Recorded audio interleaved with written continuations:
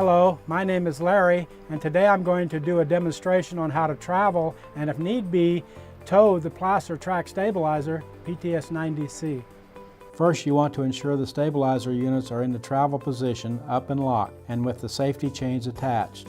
This step would be accomplished during the operator's walk-around.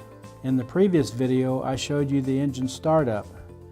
Now that the engine is running, let it warm up the hydraulic system for a few minutes. Fully apply the service brake and the parking brake. On the PLC touch panel, select the engine screen. On the B51 panel, use the mode switch to select travel. On the B52 panel, set the light bar switch to the on position.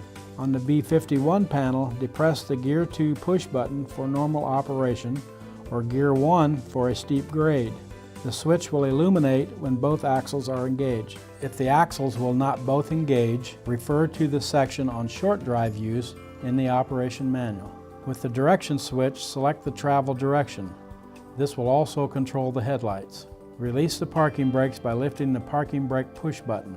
The parking brake light on the B51 panel goes off when the parking brake is released. Sound the horn before movement. Increase the engine speed with the throttle switch to 2,000 RPMs. For proper lubrication of the hydraulic drive system, the engine should remain at 2,000 RPMs the entire time that the machine is traveling.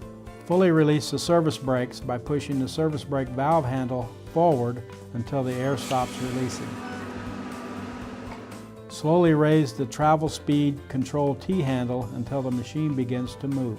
After the machine begins to move, return the travel speed control T-handle back to the 0 position and apply the brakes.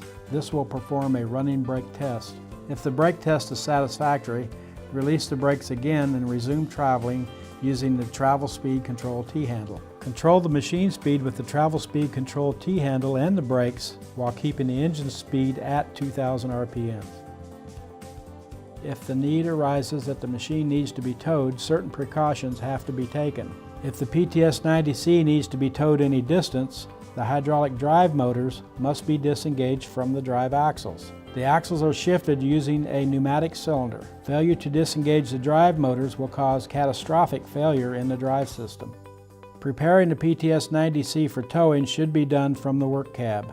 With the machine stopped, apply the parking and service brakes. Turn the direction switch to the off position. On the B51 panel, select neutral. Ensure that the light is illuminated on the push button. On the right side of the machine, disengage the front axle by turning the air switch labeled Disengage Engage to the disengage position. Using the touch panel, verify that both axles are in the neutral position. If there is no electrical power available, visually verify that the rear axle shifter is in the center position and the front axle shifter is all the way out. Air pressure is required by the PTS-90C to release the parking brake. If air pressure is available from the machine, release the parking brake. If air pressure is available from the towing vehicle, an airline can be connected to one of the 2 emergency brake release ports located at either end on the right side of the PTS-90C.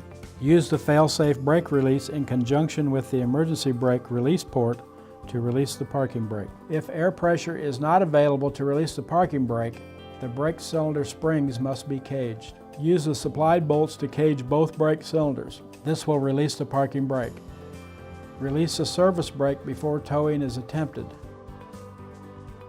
Use an appropriate size tow bar. After towing is completed, uncage the brake chambers. If the parking brake was released, apply the parking brake at this time. In the next video, I will show you how to set up the PTS-90C for work mode. Thank you and goodbye.